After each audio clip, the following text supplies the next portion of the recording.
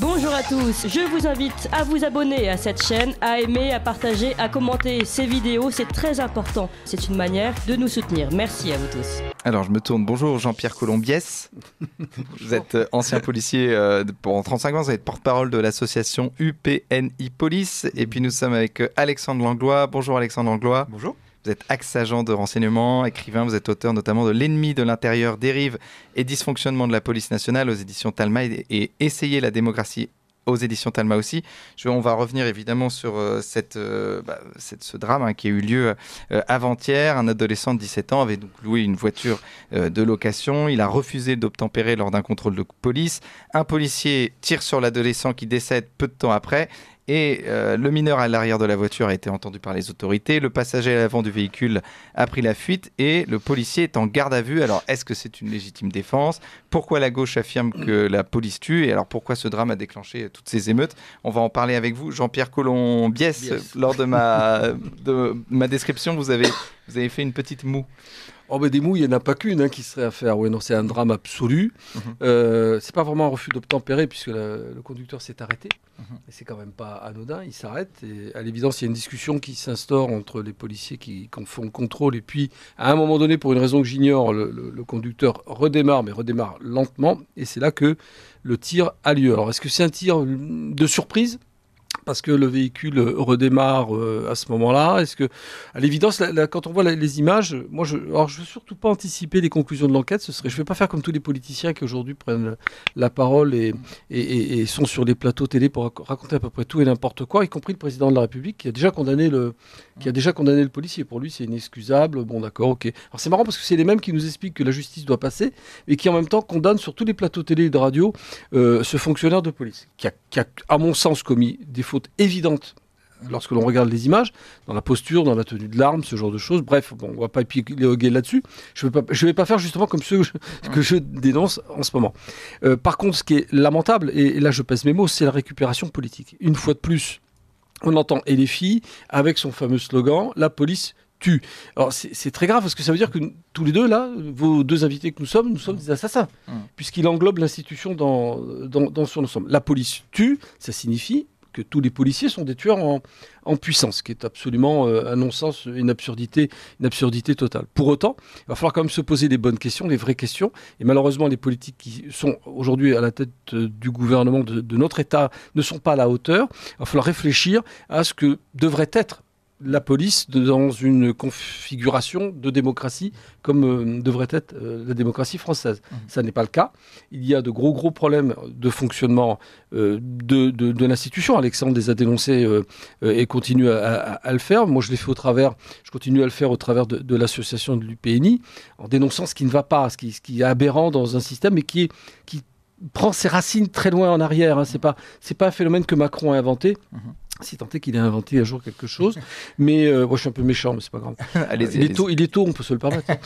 Si vous pouvez. Mais dire, le mal policier, le mal de la police aujourd'hui prend ses racines très loin en arrière. Moi, je le date vraiment, la bascule, pour moi, c'est l'épopée Sarkozy.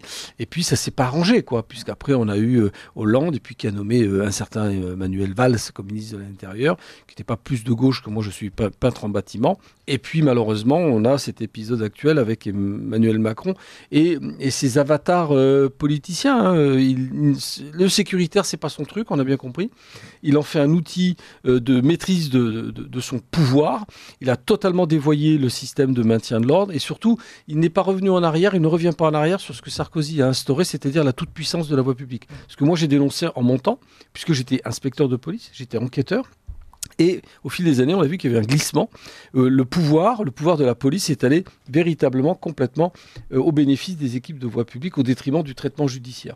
Enfin bref, il y a tout un système qualitatif qui s'est effondré ces 25 dernières années et on en paye quotidiennement les conséquences.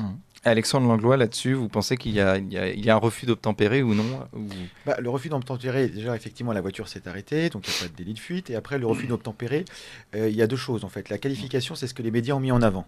Maintenant, pour une sortie d'armes, déjà, les policiers avaient déjà sorti leurs armes. Pourquoi ? On ne sait pas pourquoi ils avaient sorti leurs armes. Normalement, on ne sort pas son arme pour rien.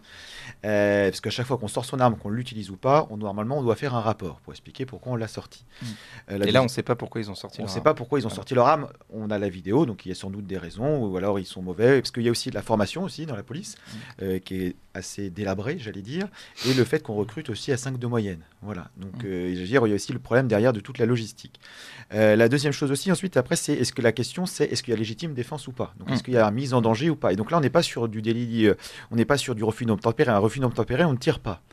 Donc ça veut dire est-ce qu'il y a mise en danger. Donc ça, l'enquête le déterminera. A priori, de ce qu'on voit des vidéos, les policiers n'étaient pas en danger. Par contre, la deuxième question, c'est est-ce qu'après la voiture en partant va écraser quelqu'un à passage piéton, etc. Comment on peut l'analyser. Donc ça, pareil, la justice fera son travail. C'est toujours facile de refaire le match après, quand on a des heures et des heures de revoir des vidéos, que sur le terrain, quand on a 5 secondes. Donc laissons voir les choses. Deuxième chose aussi, ce que je trouve assez ironique, effectivement, c'est toute la récupération politique qui est orchestrée, en fait, de cette manipulation. On se sert de la police pour dire on est pour la police ou contre la police. On n'a pas le droit de dire je voudrais telle police. C'est-à-dire qu'on a une récupération de tout le monde. Voilà, c'est-à-dire qu'on est sur quelque chose, c'est blanc ou c'est noir. Voilà, c'est oui, non, pour, contre. Et en fait, c'est pas du tout ça. Quelle police on veut. Et effectivement, donc il y a un slogan qui sort, qui est souvent la police tue. Jean-Pierre en a parlé. Et j'en veux beaucoup à Emmanuel Macron. Parce que quelque part, la police, des fois, tue, effectivement. Et il a fait, au début de son premier quinquennat, il a dit l'IGPN va sortir les chiffres des gens qui sont tués par la police. Très bien, ça aurait pu être quelque chose de pédagogique. En disant effectivement de temps en temps la force nécessaire pour protéger des vies. Posons la question, est-ce que c'était normal que les policiers abattent le tueur de Samuel Paty? On pose la question à peu près à n'importe qui, tout le monde va dire oui. Est-ce que Cédric Chouviat, qui est mort pour une plaque d'immatriculation sale, devait mourir? La réponse a priori est non, après pour tout le monde qu'on aime ou qu'on n'aime pas la police. Et en fait, Emmanuel Macron a mis un amalgame. Il a dit dans les chiffres, voilà tous les gens qui ont été tués par la police, sans distinction entre les deux. C'est-à-dire qu'on additionne des carottes et des radis. Et après, du coup, ça alimente tous les discours de mais oui, chacun va garder l'image qu'il a en tête, en disant vous avez vu, la police tue parce que là, et de l'autre côté, ils vont dire bah non, ils protègent les gens. Et en fait, ils ne parlent pas de la même chose, ils parlent de la même conséquence, mais pas dans le même cadre légal, etc. Donc ça, c'est une instrumentalisation politique. Et ensuite, on a nos amis du gouvernement, Gérald Darmanin en tête, qui viennent dire tout de suite, sans attendre effectivement la décision de justice, qui viennent dire c'est un scandale et c'est une honte. Si ça s'est déroulé comme les vidéos le laissent supposer, c'est une honte. Certes, maintenant, laissons la justice faire son travail. Mais par contre, je rappelle que c'est quand même ce ministre, il y a quelques mois, qui a réintégré 2 policiers qui avaient été condamnés à des peines de prison de 15 mois, avec des fois une partie avec sursis, pour avoir tabassé un mineur dans un commissariat accroché à un radiateur, avec un tympan perforé, qui avait été condamné par la justice. Donc je veux dire, quand on donne cette image et ce signal dans la police en disant, bah voilà, moi, c'est les policiers que je soutiens, qu'après l'opinion publique change, on va dire, bah attendez, là, il y a un truc... Voilà, non, laissons chacun faire son travail. Et ensuite, une dernière chose, la garde à vue. La garde à vue permet de préserver le cadre de l'enquête. Bon, le cadre de l'enquête, il n'y a plus rien sur les lieux. Les policiers, a priori, qui fait usage de leurs armes, ne vont pas y retourner. La deuxième chose, c'est pour éviter qu'ils prennent la fuite. Alors, le policier, on va le retrouver. C'est-à-dire on le met à pied, on le met en mesure conservatoire chez lui, mais est-ce qu'il y a besoin de le mettre jusqu'en garde à vue? Je ne suis pas sûr. Je rappelle qu'Alexandre Benalla, par exemple, à l'époque, n'avait pas fait de garde à vue. Il avait des passeports pour faire le tour du monde. Ça n'a dérangé personne. Enfin, peut-être la justice et l'opinion publique, mais en tout cas au gouvernement... Pas plus que ça. Pas plus que ça. Ça les a pas beaucoup dérangés. Donc en fait, c'est toujours ce 2 poids, 2 mesures en disant, voilà, il y a une justice d'opinion, une justice publique, et on n'attend pas les décisions de fond, où effectivement chacun a des arguments à faire valoir, et après ce sera à la justice de trancher, est-ce qu'ils étaient en danger ou pas, est-ce qu'il y avait un danger pour les gens après ou pas. Voilà, et après la question aussi, c'est la voiture était louée. Comment on loue une voiture à quelqu'un qui n'a pas le permis et qui a 17 ans? Voilà. Et après, il y a aussi la responsabilité des parents. Une voiture plutôt de sport, enfin une voiture... Complètement, oui. Oui, non, mais voilà. Il y a un point... Donc, il y a tout un enchaînement de responsabilités où, finalement, une fois de plus, imaginons que le policier soit coupable. Voilà, on aura résolu le sommet de l'iceberg. Mais après, pourquoi il était dans cette situation, pourquoi il est arrivé là, comment ça se fait, comment au niveau on n'aura rien réglé en fait. Le débriefing va être compliqué. On va être dans un système de, voilà, est-ce qu'on veut de la justice ou de la vengeance?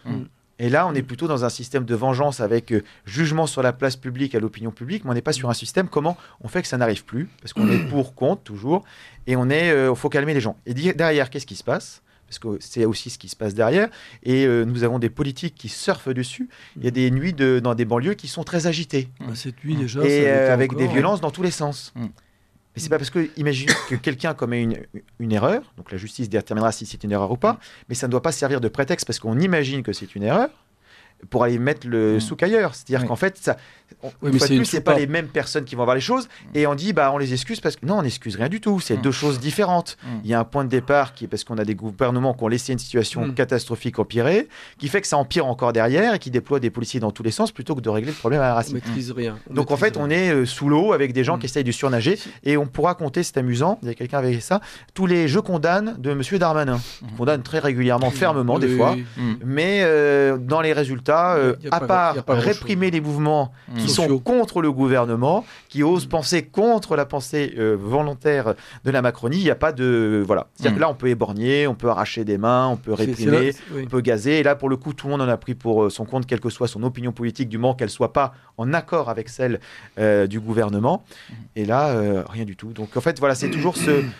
Laissez-nous. Et en fait, je crois qu'il y avait un slogan où ils étaient découverts à l'époque, quand ils recrutaient pour la police. Ils avaient dit pas devenez gardien de la paix, mais devenez gardien de notre paix. Et je crois que là, ils avaient été jusqu'au bout de la logique.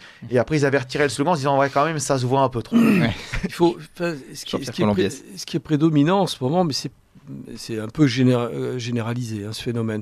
Il y a deux mots qui résument ce que nous vivons aujourd'hui. C'est le mot confusion et le mot émotion. On se rend compte qu'il n'y a plus de discernement. Il y a un événement dramatique, la mort d'un gamin qui a 17 ans, dans des circonstances qui restent effectivement à élucider, parce qu'un gamin de 17 ans qui est au volant d'une bagnole, moi ça me choque un peu déjà en soi, ce qui n'explique pas, ce qui ne justifie aucunement qu'il en meure. On est bien d'accord là-dessus. Mais il y a quand même des faits objectifs qu'il va falloir étudier et analyser. Mais on ne le fait pas. On est dans l'émotionnel pur. Je rappelle l'affaire George Floyd qui nous a impacté alors qu'on n'y est strictement pour rien. Et que j'ai même envie de dire que la condition noire américaine a connu des progrès dès lors que des Noirs sont venus combattre en France. Donc on a complètement inversé les choses et on a un paradoxe dans le discours qui est incompréhensible, illisible de la part, y compris des agents de terrain, des policiers, parce qu'on a à la fois, et comme le disait Alexandre, on a à la fois une rigidité quant à l'emploi des forces sur le terrain, on l'a vu pendant les Gilets jaunes, ce qui a été catastrophique, on a quand même un préfet de police qui n'a pas craint la comparaison avec Gallifet, avec le général Gallifet, qui est un massacreur, ça ne les a pas dérangés du tout. On avait Castaner, ministre de l'Intérieur, et le même Castaner était prêt à se mettre un genou à terre en hommage à George Floyd. Donc on est dans l'incohérence, on est dans la confusion la plus totale au niveau des lignes philosophico-politiques, et ça crée une situation, mais absolument hystérique. Donc moi je comprends complètement que les uns et les autres perdent les pédales. Franchement, j'aimerais pas être policier aujourd'hui. Je comprends plus du tout ce que font ces gens. Je suis même pas sûr qu'ils le comprennent eux-mêmes. Et quand on entend un président de la République, garant des institutions, qui est à la fois donc le chef de toute la machine gouvernementale, et notamment du ministre de la Justice, qui déclare que le geste est inacceptable, et quasi impardonnable, mais inexcusable, il est inexcusable aussi. Inexcusable. D'abord, alors on le condamne tout de suite. Alors condamnons le policier, pendons-le par les pieds, coupons-lui la tête, ça ira plus vite. Non, on est dans le non-sens total. Macron et tout son orchestre de flagorneurs, de laquais, nous sort des arguments de gouvernance qui n'ont pas de sens. Et ça crée un vrai problème. Parce que je comprends aussi que les quartiers ne comprennent plus ce à quoi ils ont affaire. Oui, personne n'y voit réellement clair dans cette situation. On va revenir là-dessus, sur ces émeutes. Je rappelle pour les auditeurs qui viennent de nous rejoindre que, évidemment, nous parlons donc de ce refus d'obtempérer ou non d'ailleurs d'un jeune homme, d'un jeune garçon, d'un jeune adolescent de 17 ans donc, qui a été tué, donc, qui a provoqué notamment des émeutes. En attendant, donc, nous sommes avec Alexandre Langlois et Jean-Pierre Colombiès, mais il est 8h, quasiment 8h, c'est l'heure du bulletin d'actualité d'Emmanuel Noël. Ligne droite. Chevalier de la table ronde. Oui, oui, oui. Non, non, non. La table ronde. Alors, on revient avec vous. Alexandre Langlois, je voulais revenir sur notamment ce qu'a dit le policier avant de tuer cet adolescent. C'est « je vais te mettre une balle dans la tête ». Ce qu'il aurait dit, il aurait menacé. En tout cas, c'est ce qu'on entend dans la vidéo. Alors ça, est-ce que c'est une menace qui est légitime dans la police de menacer quelqu'un, de lui mettre une balle dans la tête avant qu'il parte C'est pas très déontologique de menacer quelqu'un de mettre une balle dans la tête. Non, ça, on peut pas dire le contraire. Après, c'est une fois de plus, j'ai regardé les interprétations de tout le monde de cette scène. Donc après, j'aimerais pas être à la place du juge qui va devoir trancher sur tout ça. Il y a deux interprétations possibles. La première, effectivement, qui dit je vais te mettre une balle dans la tête. Les choses sont très claires. Maintenant, des fois, il y a aussi les paroles peuvent dépasser ce qu'on veut, les policiers veulent faire, des professions aussi. Là, des fois, quand on entend des conversations des fois à l'hôpital aussi, pour les gens, enfin les métiers qui voient des situations difficiles, des fois les paroles dépassent les pensées. Et du coup, la deuxième chose aussi qui peut être dit, c'est il y a peut-être une situation de danger et de dire je vais te menacer très fortement pour que tu comprennes, et de dire, parce que des fois il y a aussi ce rapport de force en disant qu'il n'est pas forcément efficace, mais qui dans l'esprit de certains qui disent parce qu'ils sont jeunes et tout ça, je vais imposer en disant voilà, je vais te faire ça, tu vas te montrer un truc hyper violent pour te calmer. Voilà, donc est-ce que c'est déontologique? Non, moi je préfère le vouvoiement et mettre les choses et les distances, etc. D'autres, voilà, donc on en revient aussi à quelque chose derrière, la formation. Donc la réponse à la question, c'est non, ce n'est pas déontologique. Après, il y a des fois des comportements qui n'ont pas forcément été bien formés et que sur le terrain, on a des comportements des fois pas adaptés parce qu'il y a le stress, parce qu'il y a un contexte, etc. Qui est derrière. Voilà, parce que sur ça, il y a quand même beaucoup de choses qui ne sont pas expliquées avant cette vidéo. Un, les policiers ont sorti leurs armes. Deux, le jeune a obtempéré aussi pour s'arrêter. Donc en fait, il y a plein de choses qui ne sont pas cohérentes sur l'aboutissement de la situation. Voilà. Le problème, c'est que... Pardon. Jean-Pierre Colombiès. Je vous ai pas coupé. Non, allez-y. Non, le problème, c'est ça. C'est qu'on va bien évidemment se plonger sur un événement dramatique et le discernement, l'analyse, tout ça passera au second degré et c'est ça qui est dommage. Il faudrait vraiment profiter d'événements comme celui-ci, dramatiques, pour remettre en cause pas mal de choses, la formation, mais pas que, le lien hiérarchique aussi. Est-ce qu'on n'assure pas essentiellement la promotion des agents les plus velléitaires, les plus agressifs? C'est une réalité. Alors l'agent en question n'avait pas véritablement été un agent sans histoire depuis longtemps, expérimenté. En tout cas, ça veut dire quoi, justement, vous allez me dire. Non, mais sans histoire, ça veut tout dire et rien dire. Sans histoire, ça veut dire que la personne n'a pas fait l'objet de sanctions administratives ou de sanctions pénales, certes, mais ça n'en fait pas un parangon de vertu. On a encouragé considérablement les équipes de voie publique à être très agressifs. C'est une réalité. Alors ça n'a pas été mentionné comme ça, on n'aura pas dit soyez agressifs sur le terrain, mais on n'a rien fait non plus pour mettre des barrières, pour canaliser tout ça. Moi je l'ai constaté lorsque j'étais dans des services actifs où on avait du mal justement parfois à canaliser les équipes de voie publique parce qu'on considérait que c'était bien comme ça finalement, qu'il fallait aller au contact. Je rappelle quand même que aller au contact et se montrer de plus en plus velléitaire et violent, ça a été pérennisé par Emmanuel Macron pendant les Gilets jaunes. Il s'en est pas caché. Quand vous avez un Didier Lallemand qui met en place des techniques de NAS et de la politique du contact, ça veut dire quoi aller au contact dans une manifestation? Ça veut dire qu'il ne faut pas avoir peur de faire mal, purement et simplement. Donc quand vous avez cette philosophie d'emploi des effectifs de police qui se globalise, qui se généralise, il ne faut pas être surpris d'en arriver là, quand dans le même temps, on a supprimé, qu'on n'a jamais réintroduit la police de proximité, dont on voit à quel point aujourd'hui elle nous manque. C'était une catastrophe. Je l'ai dénoncé, mais depuis des années, j'en ai même écrit un bouquin là-dessus, quand je racontais mes petites histoires, mes petites aventures. Je dis qu'on a vécu un tournant catastrophique lorsque Sarkozy a pulvérisé le principe de la police de proximité avec des arguments démagogiques, mais aussi des arguments surtout financiers, puisque ça permettait d'économiser bon nombre de recrutements et de nombre de fonctionnaires de police. Mais on a perdu une manne. On a perdu une manne de renseignements, d'une part, mais surtout le lien qui existait entre ces populations de quartier et l'institution, là pour le coup l'institution de police dans son ensemble. Il n'y a plus de trait d'union, on ne se connaissait plus, et ce lien s'est totalement distendu. Quand en plus vous rajoutez à ça une politique velléitaire et agressive, vous créez des situations de tension dont on voit aujourd'hui les résultats. Mais parce qu'en formation, on apprend aux policiers de dire police halte ou police où je fais feu. C'est quelque chose qu'on apprend pas. Non. Police halte. Non, c'est sûr que la formation aussi, c'est un petit peu léger. C'est-à-dire qu'on forme les policiers dans un monde de théorique, mais on ne vit pas en théorie, en fait. Il y a des gens dans des bureaux qui pensent des choses, mais qui n'ont jamais mis un doigt de pied sur le terrain, en fait. Et moi, j'ai toujours cette image. J'avais un formateur, quand j'étais à l'école de police, qui y allait tous les ans, qui était à la BAC d'Aulnay dans le 93, qui retournait tous les ans pour savoir de quoi il parlait. Et c'était le vilain petit canard, ce qui disait, voilà ce qu'on me demande de vous apprendre selon les théories des gens du gouvernement. Et moi, je vais vous dire ce qu'on vit réellement sur le terrain. Et en fait, on lui a dit, non, mais tu peux pas rester, tu es en train de mettre des mauvaises idées dans la tête des jeunes. À l'inverse, aussi dans la formation, il y avait un directeur à l'école de Nîmes, par exemple, qui avait dit dans un journal, la police est un mal nécessaire. Donc quand on est un directeur d'école et qu'on dit aux gens, vous êtes un mal nécessaire, c'est qu'il y a un problème aussi au niveau de la formation. Ensuite, sur le lien avec la pression et le fait d'aller au contact. Il y a une pression politique derrière, parce qu'on est sur du chiffre. Et on l'a encore entendu tout à l'heure, M. Darmanin se réjouit de 150 interpellations. Très bien, mais est-ce Ça que veut c'est rien dire, nécessaire? en Est-ce soi. que derrière il va y avoir Ça justice? veut rien dire. Il y a des fois ils ont nassé des gens, ils ont interpellé des centaines de personnes, la justice a dit ils n'ont rien fait. Et j'ai encore des collègues qui m'ont remonté, des fois ils ont interpellé tout le monde, donc on est rendu à des rafles, je veux dire il n'y a plus d'autres mots, parce qu'il y a un feu de poubelle dans une rue, ils ont pris tout le monde, plus assez d'officiers de police judiciaire pour traiter, donc les gens font 24 heures de garde à vue, Pour rien. alors qu'ils rentraient chez eux, alors que voilà. Donc on est sur un système complètement déviant et autoritaire sur les choses. Et ensuite sur les gens des quartiers, effectivement, qui sont touffants, qui est un mot, je veux dire, pour désigner quelque chose qui n'a pas forcément de réalité. Il y avait, comment ça s'appelle, Claude Guéant, qui a dit dans un reportage il n'y a pas longtemps, qui s'est passé sur Arte sur le maintien de l'ordre, il a dit aussi les quartiers ont servi de zone test pour les LBD, les flashballs. Il a dit on faisait un retour d'expérience pour savoir comment ça marchait. Mais je veux dire, on est chez qui là? Et puis il l'assume tranquillement. Moi j'ai été directeur général de la police. On fait des tests sur des gens, voir comment ça réagit, et après on va l'élargir. Mais voilà, et c'est passé comme une lettre à la poste, personne n'a réagi. Donc effectivement, il y a cette perte de confiance.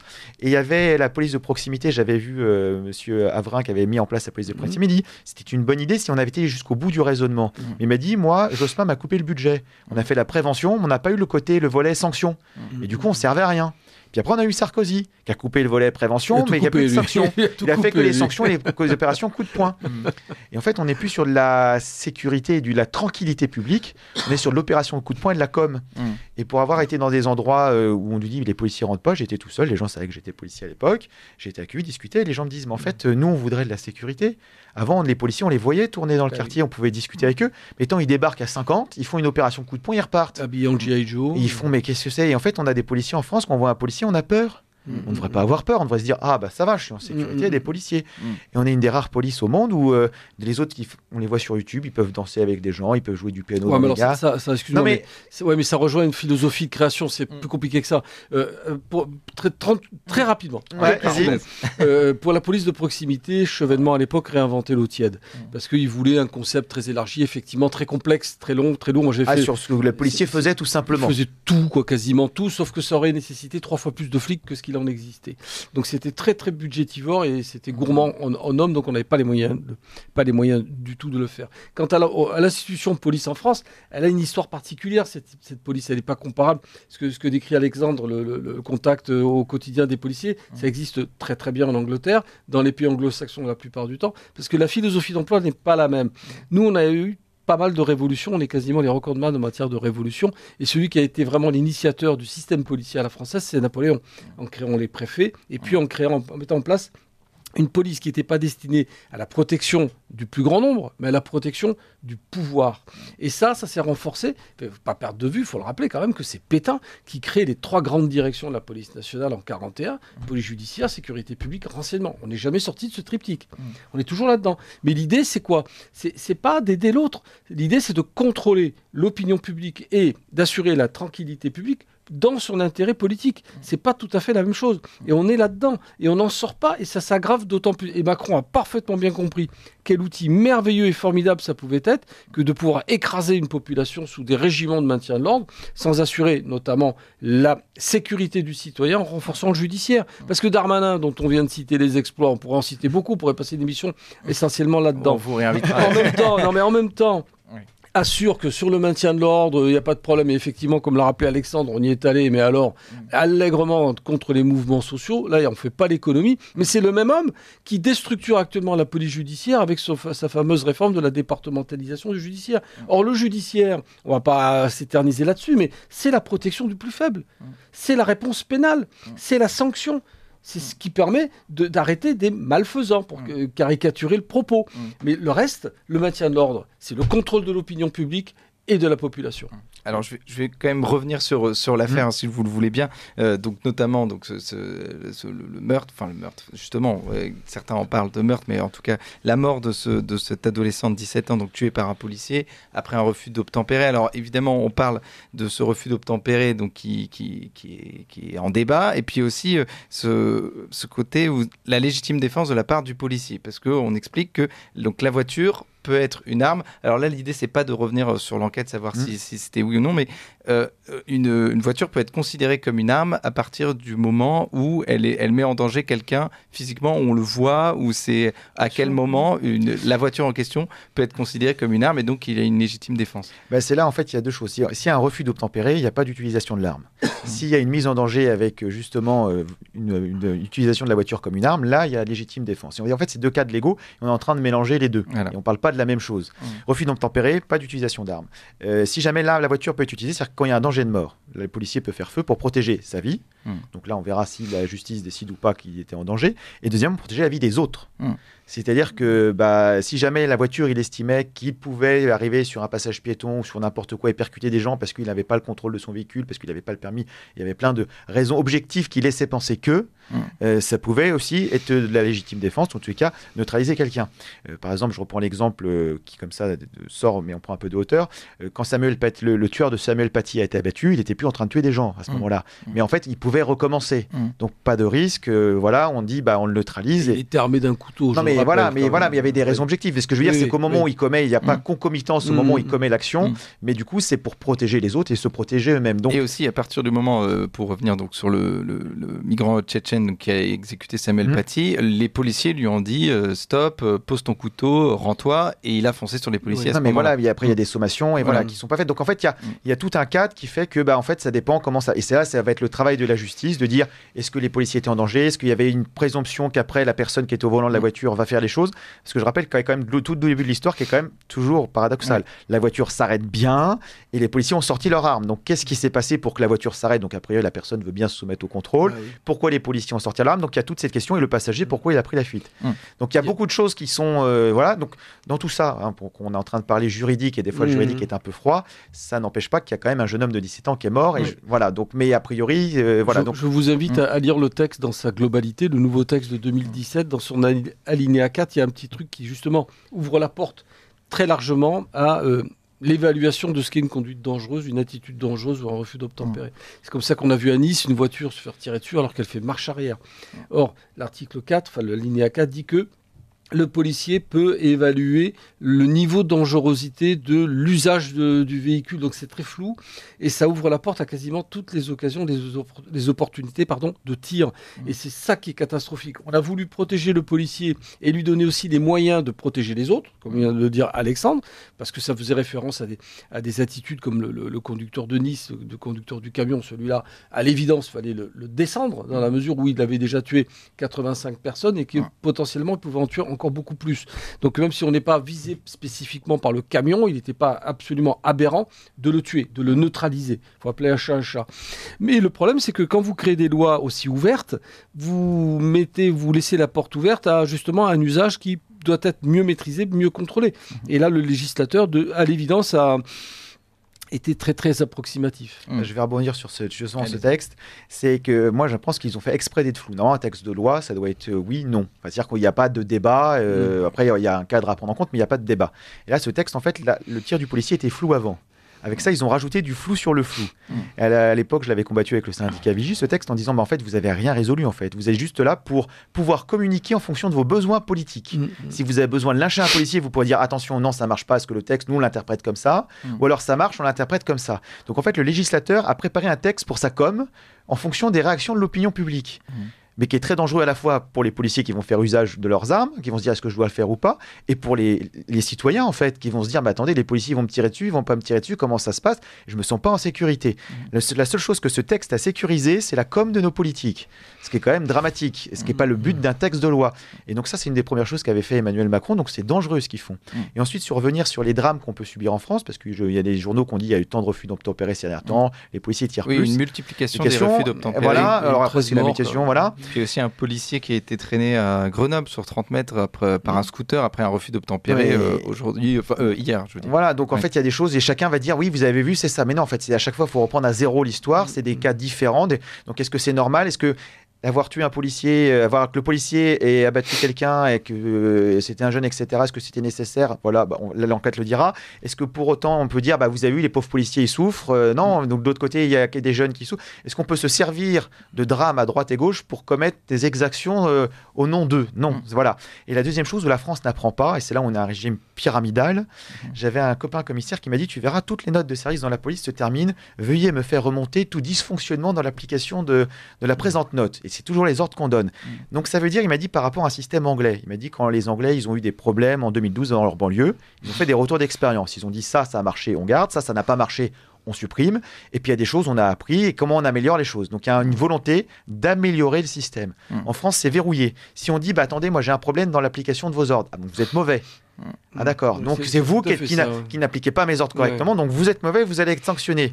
Vous ne dites rien, c'est que mes ordres sont bien, donc tout va bien. Donc en fait, la direction et les politiques, pour eux, toujours, tout va très bien. Parce que personne n'ose leur dire ça va pas, parce que si jamais on leur dit que ça va pas, c'est de votre faute. C'est pas de la leur. Il n'y a pas de remise en cause et de choses plus loin. C'est pas le trait commun en France. Voilà, et l'IGPN a ce côté-là aussi, qui est l'inspection générale de la police, donc qui est un truc... je veux dire, très politique. Et Darmanin nous avait dit, je vais mettre quelqu'un d'indépendant, un magistrat. Il a mis un magistrat qui vient de son cabinet. Donc, au niveau de l'indépendance, on pourra repasser. Donc, en fait, on est sur que des coups de com'. Et en fait, il y a ce côté où c'est des gens qui sont nommés par le pouvoir et qui vont devoir juger en fonction d'eux et qui font leur carrière derrière. Et après, il y a des conflits d'intérêts aussi parce que ils jugent entre eux, ils donnent les choses. Donc, on va dire là, on enterre l'affaire, là, on la sort. Et ça pose des problèmes. Je redonne un autre exemple sur ce problème. Et en fait, on est la seule démocratie en France à avoir une police qui se contrôle elle-même.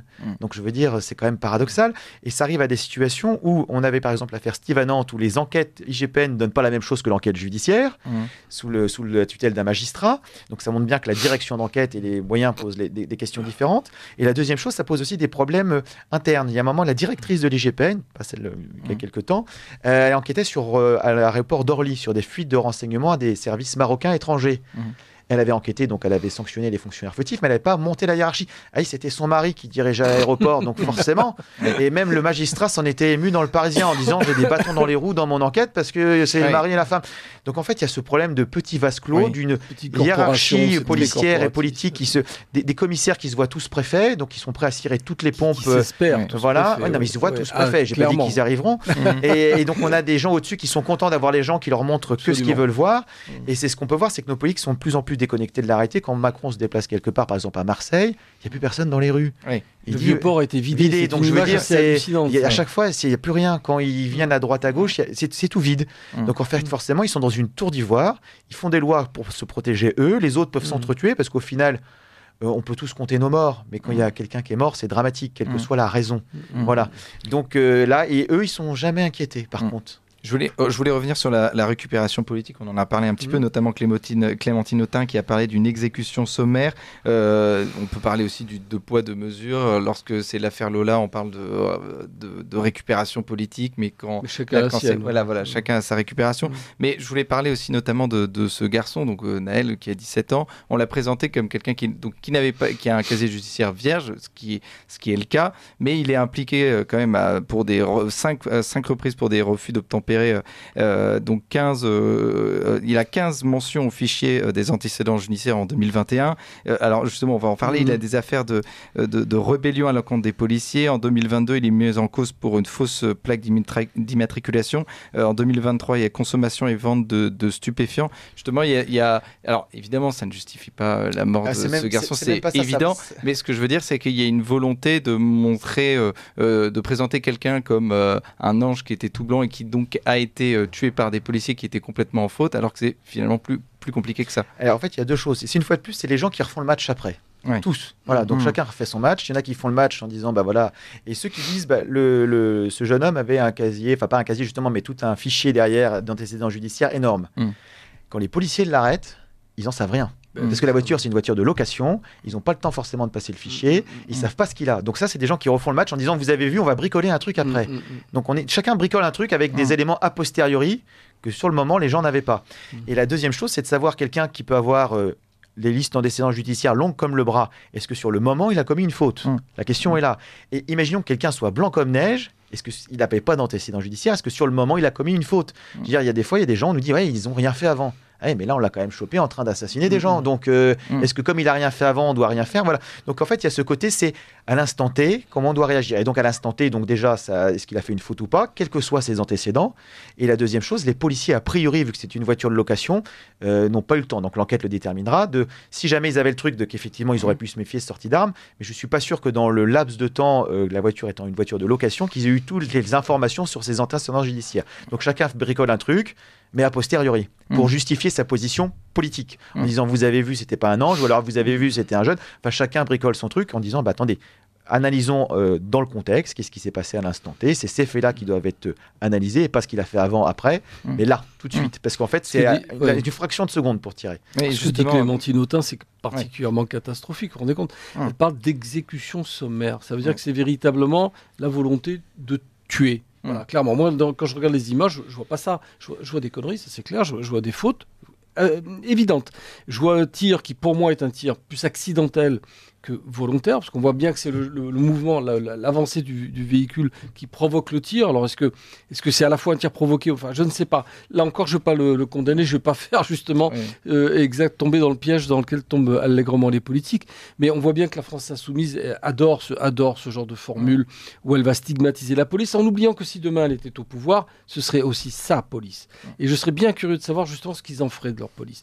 Et donc, stigmatiser la population contre la police nationale dans son ensemble, c'est extrêmement dangereux. Et malheureusement, c'est la situation dans laquelle nous sommes tombés, au travers de tout ce que nous venons d'évoquer, à savoir une incohérence politique généralisée de la droite comme de la gauche, qui aujourd'hui fait qu'on est quasiment dans l'opposition des institutions et des groupes. On a quasiment des jeunes de quartier, comme le disait Alexandre, enfin c'est dramatique, quoi, des quartiers dont on s'est servi comme zone test, dans lesquels on est allé pêcher des statistiques, il faut quand même le dire. À l'époque, les équipes de voie publique allaient dans les quartiers pour faire du chiffre, parce que c'était plus facile d'aller choper des petits consommateurs de shit dans les quartiers que dans les secteurs un peu plus favorisés, on va dire. Puis il y en avait peut-être un peu moins. Donc on est dans une situation aujourd'hui qui est extrêmement compliquée, extrêmement tendue. Il faudrait un pouvoir politique considérable pour bloquer la situation et tenter un retour en arrière, ou du moins une normalisation des relations intra-communautaires. Mais pour ça, il faudrait des hommes et des femmes politiques, et malheureusement, on en manque cruellement. Au contraire, on a des gens qui tiennent des discours, mais d'une incohérence absolue, et c'est pas rassurant. Et justement, on va revenir. Effectivement, sur ce que Jean-Pierre me fait penser, c'est les amalgames qui sont dangereux. Clémentine Autain dit tous les policiers sont dangereux. On jette l'anathème sur toute la police nationale. Et de l'autre côté, on a des gens qui disent il y a des racailles, qui jettent l'anathème sur tous les gens des banlieues, etc. Et en fait, on est sur dire des généralités. Et dire on n'est pas là pour généraliser les choses. Il y a des gens bien et des gens pas bien partout. Voilà. Il y a des choses à analyser. Et au lieu de stigmatiser tout le monde pour des raisons idéologiques, disons, analysons cas par cas. Et ça évite de se refaire prendre en disant vous avez dit ça il y a 5 mois, parce que chaque cas est différent. Et chacun dit oui, mais parce que. Non, il n'y a pas de mais parce que. Déjà, si on faisait du cas par cas plutôt que des blocs généralisés idéologiques, on serait collé à la réalité. Voilà, pas dans le monde théorique de nos politiciens. On a très peu de temps, mais pour parler des émeutes, il y a évidemment une identification des personnes des banlieues à ce jeune adolescent Naël, et notamment qui s'embrase parce qu'il y a tout un discours comme quoi si ce policier a tué ce jeune, c'est parce que la police serait raciste. Alors là-dessus, très vite, sur ces émeutes qui s'embrasent, déjà, quel que soit, il n'y a pas de raison objective, même, il n'y a pas de raison d'aller faire des émeutes en fait, ça n'a rien à voir en fait. Il y a eu un drame qui s'est produit, la justice va faire son travail, elle condamnera pas, elle expliquera ce qui s'est passé, et on espère que la justice permettra d'apaiser les choses. Après, il y a un problème aussi en France, c'est que le système judiciaire prend 3 plombes parce qu'il n'y a pas assez de magistrats, etc. Donc, du coup, en fait, les tensions sont accentuées parce que si la justice va prendre 1 ou 2 ans pour faire le truc, pendant 1 ou 2 ans, ça va, voilà. Alors des fois, il faudrait un peu de rapidité de la justice. Il y a ce problème-là. Donc du coup, ça n'excuse absolument pas, ça peut pas être un prétexte. Par contre, ce qui veut dire, c'est qu'il y a un malaise plus profond qui n'est pas traité. On cherche un prétexte, une goutte d'eau pour embraser partout et mettre le chaos. Et le chaos, la police aujourd'hui n'est pas capable de tenir. S'il y a un chaos généralisé, ne sera pas capable de tenir. Il faut des gens qui sont volontaires pour adhérer aux valeurs de la République, de majorité, pour que la police se concentre sur les délinquants et les criminels. On peut pas un contrôle social de la population, ça ne marche pas. Ça ne sera pas possible des effectifs. Donc du coup, ceux qui sont en train de faire des émeutes, etc., c'est contre-productif, parce que ça donne une mauvaise image, ça alimente certains discours politiques, sans, une fois de plus, pouvoir aller sur le fond. Qu'est-ce qu'ils veulent ? Ils veulent aller tout casser en disant on rejette tout. Bon, d'accord. Ou est-ce qu'ils veulent un débat pour que ça ne se reproduise plus ? Même chose. Là, on est sur quelque chose d'aberrant. Et les policiers qui vont se retrouver face à eux, c'est pas du tout les mêmes. Il y aura rien qui n'a à voir. Donc, cette réaction revient à on juge en bloc et ne fait qu'aggraver les choses en disant vous avez vu, ils sont en train de le faire. Donc, du coup, il y en a qui vont dire allez-y, c'est que des racailles, terminez-les tous. Et on est sur une escalade de la violence. Il n'y a personne qui est intelligent pour dire on se pose, on va se poser, on va discuter, on se connaît, etc. Et pour avoir discuté, pas plus tard qu'hier, par exemple, avec une éducatrice, elle me dit des fois, paradoxalement, les plus jeunes dans les quartiers ont moins de problèmes avec la BAC parce qu'ils la connaissent, ils savent comment ils vont réagir, etc., qu'avec des gens qui viennent faire des opérations coup de poing une fois, etc. Ça, c'est une catastrophe. Et donc, ils disent, en fait, c'est cette connaissance de dire est-ce qu'on connaît le quartier où on travaille ou pas. Et la dernière chose aussi, c'est l'expérience de l'âge. C'est des choses qu'on n'apprend pas. Et on a dans toutes ces zones difficiles, un peu comme dans l'éducation nationale, où la fonction publique est capable d'envoyer ses plus jeunes fonctionnaires dans les endroits où il faudrait l'expérience de la vie qui ne s'apprend pas dans les écoles. C'est la raison pour laquelle je dénonce régulièrement et sur d'autres plateaux l'envoi systématique de CRS dans les cités pour régler quelques problèmes que ce soit. C'est une aberration totale. Et ils prennent la blague sur... Allez-y, concluez. Non, c'est la petite blague. J'ai des collègues qui étaient en CRS. Des fois, ils vont sécuriser des cités. Et il y avait un délinquant qui est venu les voir, un dealer, qui a dit: vous êtes là jusqu'à quand? On est là jusqu'à... Non, mais dites-moi, parce que du coup, nous, pendant que vous êtes là, on va rien faire. Et on prendra le business après. D'accord. Merci Alexandre Langlois. Je rappelle, vous êtes ex-agent de renseignement, écrivain, auteur de L'ennemi de l'intérieur, dérive et dysfonctionnement de la police nationale aux éditions Talma. Et puis Essayer la démocratie aux éditions Talma aussi. Et Jean-Pierre Colombiès, merci à vous. Vous êtes un ancien policier, porte-parole de l'association UPNI Police. Merci à tous les deux.